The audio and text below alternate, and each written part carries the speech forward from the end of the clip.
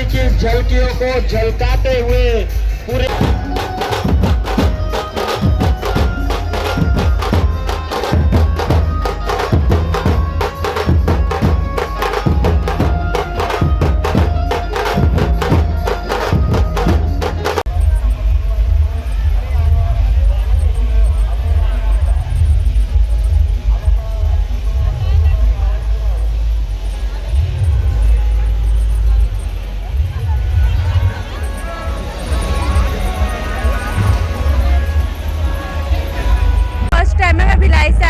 बहुत अच्छा लग रहा है यहाँ की झांकी।